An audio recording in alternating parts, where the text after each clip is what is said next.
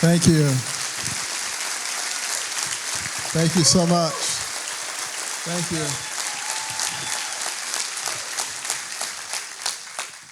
Well, Candy and I are absolutely delighted to be here. It's a wonderful setting. And so glad to see so many people up after a late night. But it was a good night. It was celebrating something special. 250 years of our Constitution.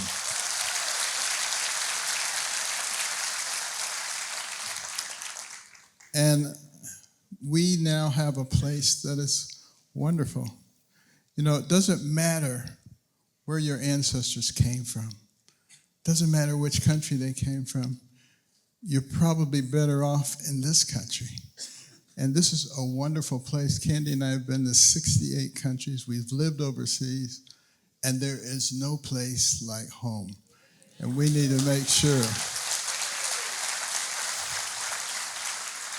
We need to make sure that we preserve that so that people can have their American dream. You know, my American dream was to be a doctor. From the time I was a little kid, I loved anything that had to do with medicine. I mean, Dr. Kildare, Dr. Casey, man, all over that. So I even like going to the doctor's office. I would gladly have a shot just so I could smell the alcohol swabs. Well, maybe not a COVID shot, but...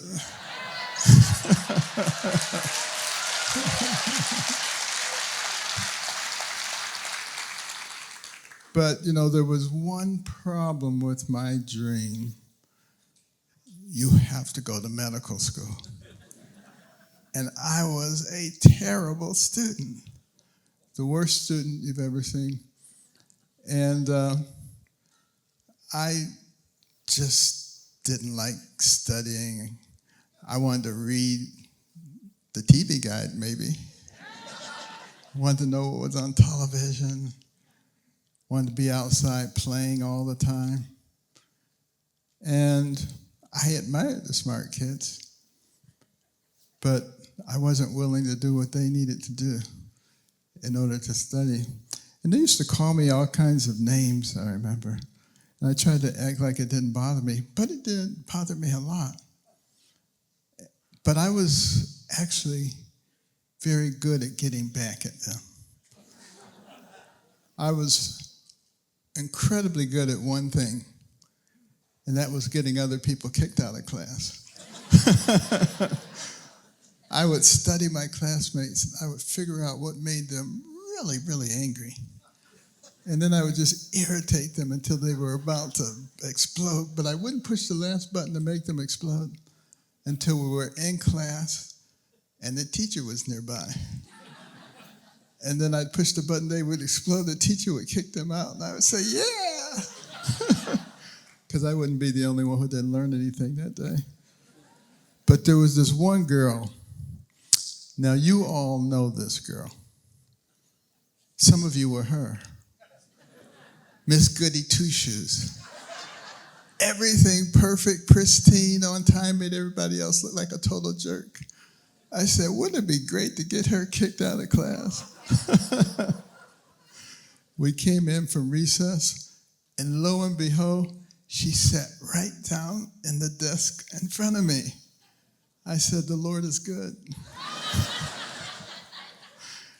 And as the teacher started approaching, I started irritating her. And then I pushed the last button as the teacher got there. But she didn't explode. She just quietly turned around, said, you and me on the playground at recess. So that didn't work out. I did stop messing with people after that.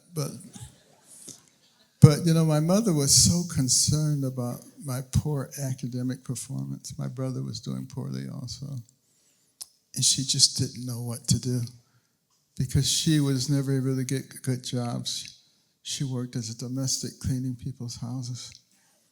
And she wanted something better for us, but she saw the direction that we were going, that it wasn't very good. And she prayed, and she asked God to give her the wisdom to know what to do. And then she said, you know, I clean these beautiful homes of these very successful people. Let me spy on them and see what they're doing. And she noticed that they didn't watch a lot of television and that they read a lot of books. So she came home and imposed that on us. And we were not happy campers. I mean, in today's society, we would have called the social service. They would have carried her away in handcuffs, you know. But we had to read the books. And at first I didn't like it, but then I started reading books about scientists, explorers, surgeons, inventors, people of great accomplishment. And I noticed a pattern. And I realized that the person who has to do the most with what happens to you is you. It's not somebody else. No one else controls your future. You control it yourself. And I started reading everything I could get my hands on, recognizing that I had the ability to change my circumstances. And what a difference it made.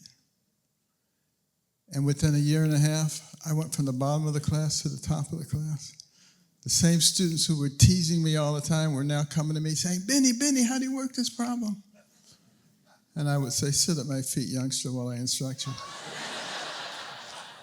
I was perhaps a little obnoxious, but it sure felt good. But think about what you're able to do with the incredible gift that God gave each of us, the brain, the human brain, the most magnificent organ system in the entire universe.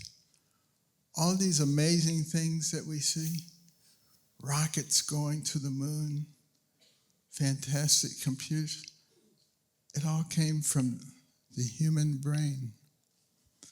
Think about what your brain can do. How many of you remember something that you had to eat today? Let me just see your hand. Okay, I think it's close to unanimous. Now, what did it take for your brain to respond to that question?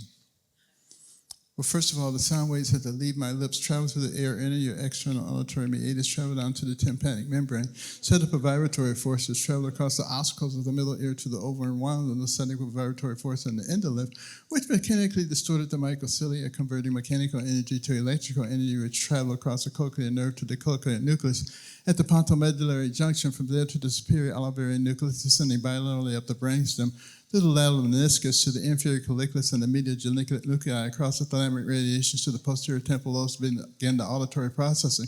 From there to the frontal lobes, coming down the tract of victus, you're retrieving the memory from the medial hippocampus and the mammary bodies back to the frontal lobes and start the motor response at the bedside level, going down the corticospinal tract across the internal capsule into the cerebral peduncle, into the cervical spinal cord, gray matter synapsing there, going out to neuromuscular junction, stimulating the nerve and the muscle. So you can raise your hand.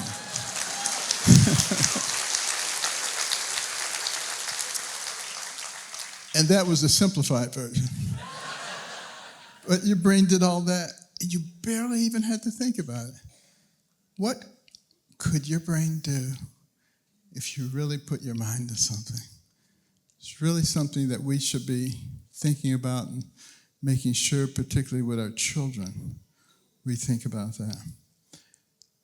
And I have to give some credit to teachers also.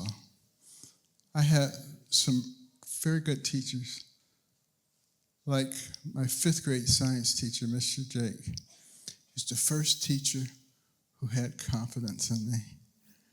Because when I started reading, I loved animals. I read all the animal books in the Detroit Public Libraries. And then I read all the plant books. And then I read all the mineral rock geology books, because we live right next to the railroad tracks. And what is there along the railroad tracks? Rocks. Lots of rocks. I would collect rocks. Pretty soon I could tell you how any rock was formed, where it came from. Nobody knew about this project. They still thought I was the dummy. And one day, Mr. Jake walked into the room and he held up this big black shiny rock. He says, "Can anybody tell me what this is?" Well, I never raised my hand. I never answered any questions. So I just waited for one of the smart kids to raise their hand. And none of them did. So I waited for one of the dumb kids to raise their hand. And none of them did. And I said, "This is my big chance." And I raised my hand, and everybody turned around. They said, "Oh, this is going to be good." And Mr. Jake was so shocked. He said, "Benjamin?" I said, "Mr. Jake, that's obsidian." There was silence in the room because it sounded good. Nobody knew whether I was right or whether they should be laughing. And finally, after recovering from his shock, Mr. Jake said, "That's right, it is obsidian." And I said, "Obsidian is formed after volcanic eruption, and the lava flows down and hits the water. There's a supercooling process. The elements coalesce, the surface goes." They were all staring at me. They couldn't really. But I was the most amazed person because it dawned on me at that moment that I was no dummy. And I said, "The reason you knew that answer and no one else did is because you were reading those books." I said, "Aren't you tired of being called dummy? What if you read books about all your subjects? Can you imagine what the impact would be?" And it was the exact impact. What a difference that made and what was going to happen to me. Well, I got so interested in learning at that point. I wanted to learn everything I could. One of the TV programs that I watched was one called GE College Bowl. Does anybody remember that program? Oh, yeah, there are a few old people here. This was a long time ago. It came on every Sunday at 6 o'clock. They would have 4 contestants on each side, 2 different colleges. And they would ask questions about science and math, history, geography. I was really good in all that stuff. I wanted to be a contestant on GE College Bowl. But they also asked questions about classical music and classical art.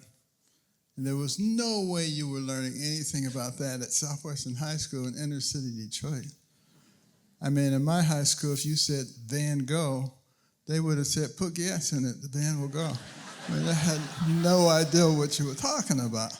So I took it upon myself to learn all this stuff. I would get on the bus, go downtown to the Detroit Institute of Arts, day after day, week after week, month after month, until I knew every picture, who painted it, what period it represented, listening to my portable radio, Bach, Telemann, Mozart. Kids in Detroit thought I was nuts. I mean, think about it. A black kid in Motown listening to Mozart? I tried to convince them that the Mo in Motown was Mozart, but nobody was buying it.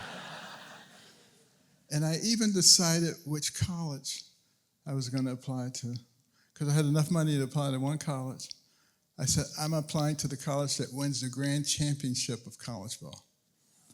Well, that year, the grand championship was between Harvard and Yale. And Yale demolished Harvard. So I didn't want to go to a school with a bunch of dummies. So I applied to Yale, and fortunately, they accepted me with a scholarship. So that was good.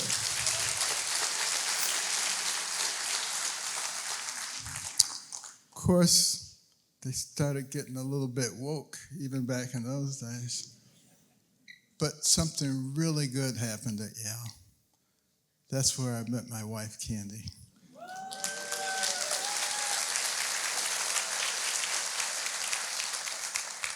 And she's been with me for 51 years, and a lot of wonderful things have happened. But during my residency, we had the grand opening at Johns Hopkins of the new neuroscience center. And since Hopkins is the modern birthplace for neurosurgery, all the big wigs from around the world were there, including one of the big wigs from Australia. And he took a liking to me. I was chief resident.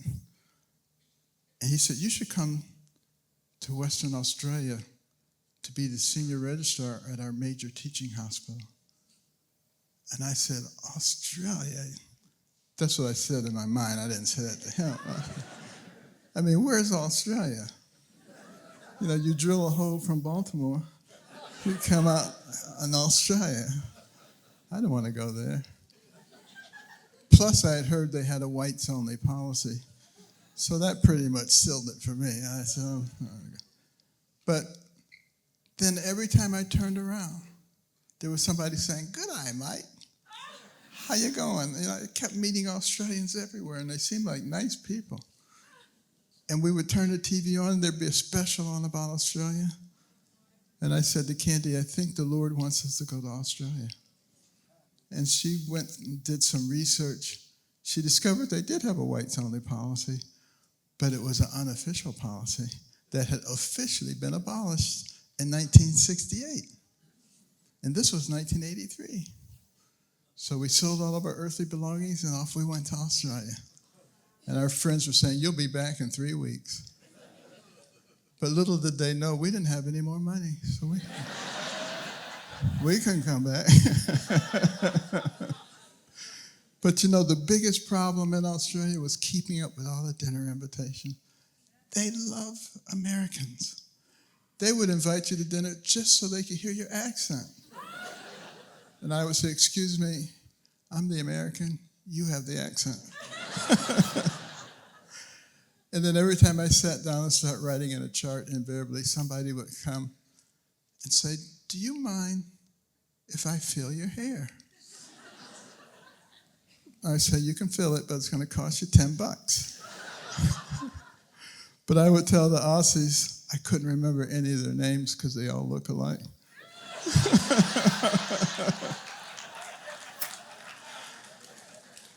But, you know, I discovered why the Lord wanted me to go there. There were only 4 neurosurgical consultants in all of Western Australia. And once they discovered that I could operate, they kind of left me in charge of the main teaching hospital, and they went out to the private hospitals. And I was doing 3 or 4 major craniotomies every day and very complex things. If I had stayed on at Hopkins, I would have been the low man on the totem pole who got to do what nobody else wanted to do.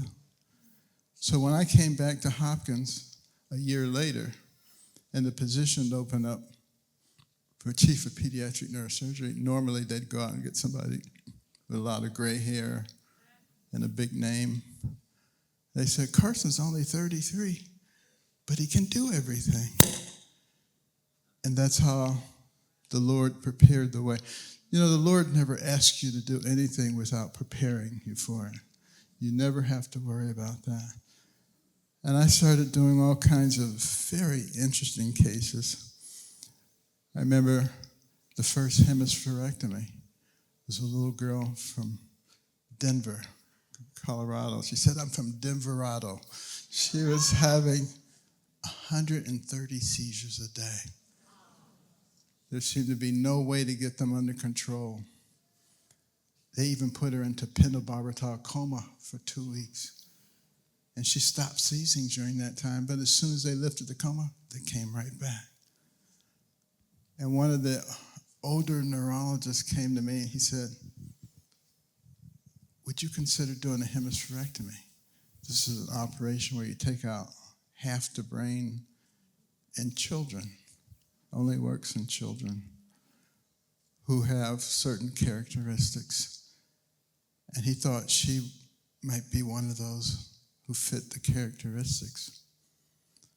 Well, they came, we evaluated her, decided that she would be a good candidate for that operation.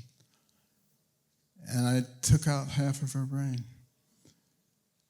What I did before that, though, is I read all the literature, found out why this operation which had been tried before with some promise, but there were so many complications and so much mortality, it had fallen out of favor. And I said, what were the reasons that the complications were so numerous? And I said, it's because of hemosiderin deposits and late bleeding and all kinds of things that we had had considerable progress on solving those problems. And I said, maybe it's time to try this again. And it actually worked very well on her, and she was very photogenic, as was her mother, and they got a lot of attention. And we start doing a whole bunch of hysterectomies. People said, what? You're misinterpreting this. They're not actually taking half the brain. But we were. And that operation is done at all children's hospitals now with refined techniques. But the key thing there was going back and looking at data, looking at progress, combining that progress into action. That's how we get things done. That's one of the reasons that the United States of America is the leader in inventions and in new things, because we have a system that accommodates innovation and entrepreneurship. And that's why it's so important that we keep that, no matter what happens. Then there was another case. A young man had Van Hippel-Lindau. This is a disease in which you develop these very vascular tumors in the brain.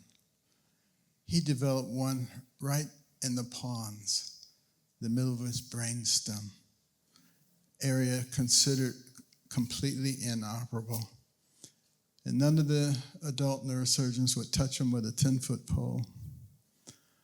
Unfortunately for me, his wife was a pediatric neurosurgery nurse on the floor where all my patients were, so I couldn't escape her. And she said, you're going to have to operate on my husband.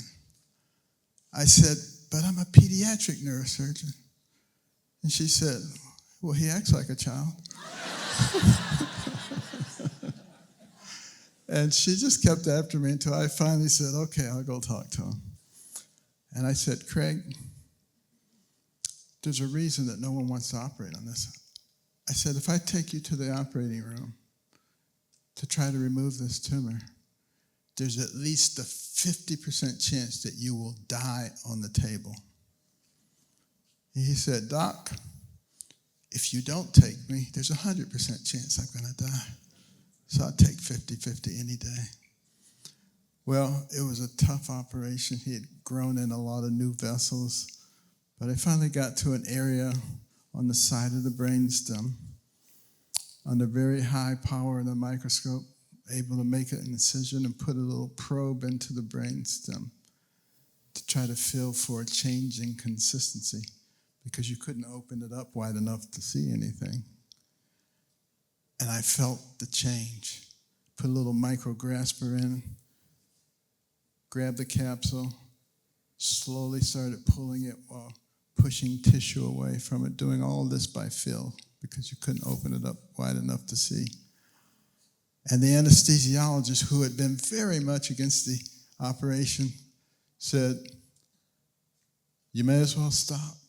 You killed him. He says, all the evoked potentials have gone flat, all the electrical impulses. Well, there was a sense of gloom, but I continued, got the tumor completely out. He couldn't be awakened. He had no evidence of function. Went to the ICU, full life support. I went and prayed with his wife, went home, came back early in the morning, and he was sitting up in the bed, had been extubated, and was telling jokes.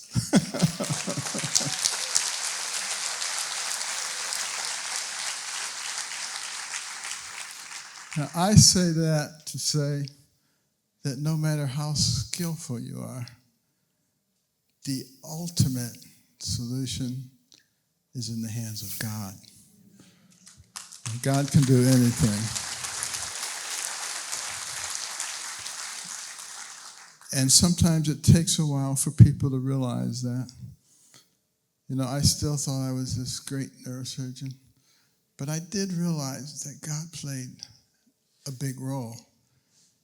And I got to realize that more and more as time went on, as the cases got more complex. There was a case in South Africa, conjoined twins joined at the top of the head, facing in opposite directions. They're called type 2 vertical craniopathies. There have been 13 attempts by people to separate those type, none of which had been successful.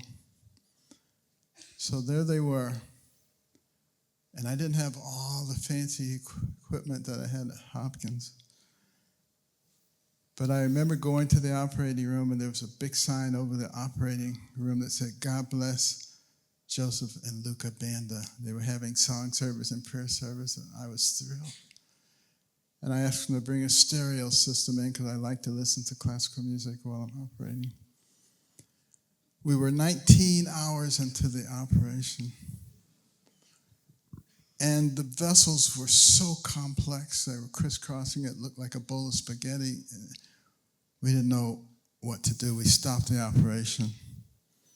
I suggested that maybe we could close things over, keep a little traction on it for about 3 months, and then come back, and the tissues would have distracted from themselves. And they said, "That's a great idea." And I know it would work at Johns Hopkins. But we don't have the ability to keep partially separated twins alive. They'll die.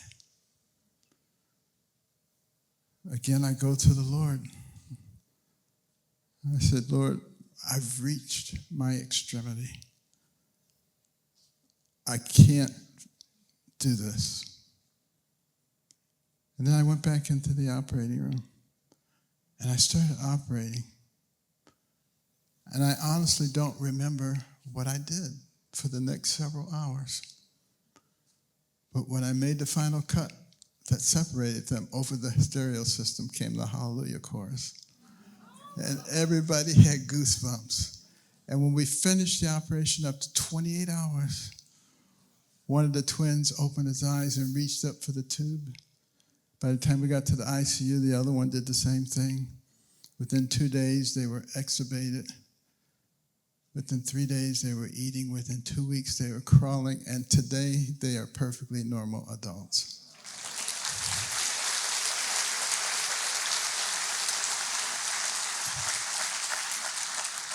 And that was the first time complexly joined craniopathies twins had ever survived with no neurological complications.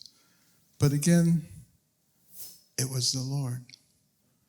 Because one of the neurosurgeons told me afterwards, he said, "We were looking at what you were doing and we could not believe it." That's because it wasn't really me. And you know, there are a lot of things going on in our world right now that are beyond any of us. There are forces in our society of good, and there are forces of evil. Fortunately for us, God is in control. And He is the ultimate solver of problems. And we have to submit to Him. And if we will, what He can do with our lives is absolutely amazing. Everybody in this room is better at something than everybody else in this room. If you can figure out what is your strength and develop that, it is amazing what you can do. And if you couple that with faith in God, that is multiplied to an even greater degree. You know, A lot of people ask me, you having such an incredible career, why would you give that up and go into politics? I ask myself that too. The last thing I would want to do is to go into the political arena.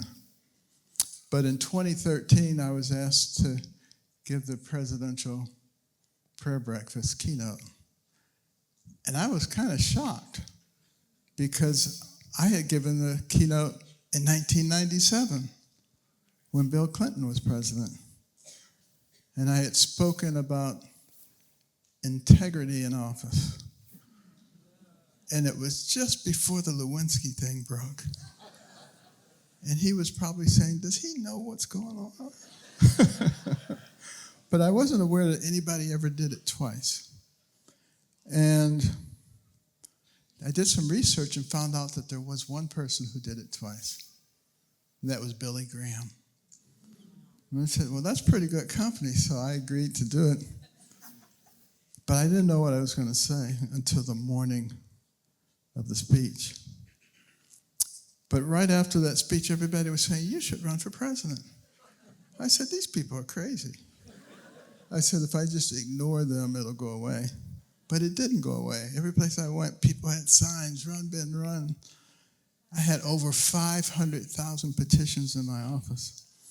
And I finally said, Lord, if you really want me to do this, you have to give me all the things that a person who runs for president has. A Rolodex with all the important names, an organization, a lot of money. And I said, I'm not going to go out and develop those things. Next thing I knew, they were all there. Our organization was raising more money per month than the RNC. But, as I traveled around the country, the thrilling thing was in the smallest hamlets of North Dakota or Alabama to the largest cities, discovered that people had common sense. The thing that was discouraging is discovering that most people did not have courage. They weren't willing to stand up for what they believe. That's where we have got to make a difference. Because the freedoms that we experience in this country can vanish overnight if we don't stand up for them, stand up for the things that we believe in. Our Judeo-Christian belief system is under threat. Marxism wants to get rid of God because they want to be in control. There's no room for God. We have to decide, what kind of country are we? Are we one nation under God? That's what we have to decide. And some people think all of this stuff is of recent origin. It's not. It's been going on for a long time.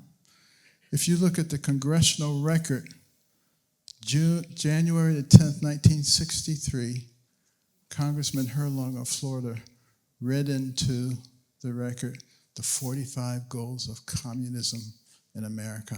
Things like gaining control of the school system and the teacher unions so that you could indoctrinate the kids early on. Gaining control of the media and Hollywood so it could change the moral fabric of the nation. Removing God or denigrating the image of God. Just go down the list. All these kinds of things are happening right now. The only thing that stops them is us. Do we have courage? Or are we afraid somebody's going to try to cancel us or call us a nasty name? 2 Timothy 1:7 says of God, He has not given us a spirit of fear, but of power and of love and of a sound mind. That means common sense, by the way. He's given that to us. What are we going to do with it? And you know, in 1831, Alexis de Tocqueville came over here to study our country because the Europeans were fascinated. How could a nation barely 50 years old already be competing with them on everything? And he wanted to find out what was going on. And he looked at our government, was very impressed by our separation of powers. He looked at our businesses, was very impressed by our cultivating of entrepreneurship and innovation. Looked at our school system, was very impressed with those one-room schools with multiple grades in them, what they produced. He could find a mountain man in the woods, and the guy could read.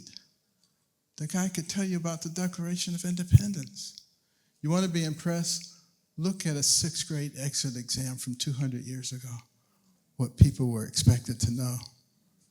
We've been dumbing things down. But the thing that impressed him most, the churches. The sermons that he heard coming from those pulpits. Those fiery sermons that inspired a bunch of ragtag militiamen to defeat the most powerful military force on earth. That gave the people a sense of morality. And he said at the end of his 2-volume set, America is good, is great, because America is good. And if America ever ceases to be good, she will cease to be great. We're the ones who will decide, are we a righteous nation? Or are we going to be like everybody else? And we need to think about those people who came before us. What did they do? What did they sacrifice? Think about the American Revolution, what they gave up. Think about World War II.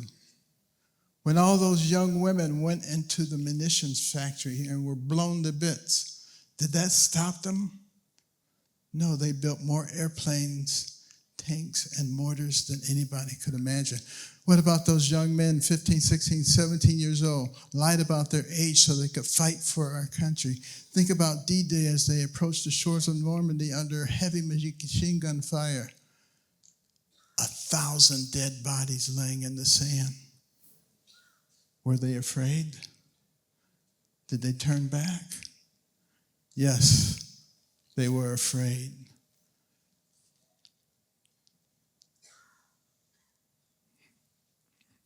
No, they didn't turn back. They stepped over those dead bodies, knowing that they would never see their homeland or their loved ones again. And they overwhelmed the Axis forces. Why did they do that? Obviously not for themselves. They did it for you. They did it for me. And now, ladies and gentlemen, it is our turn to do it for those who are coming after us. Thank you.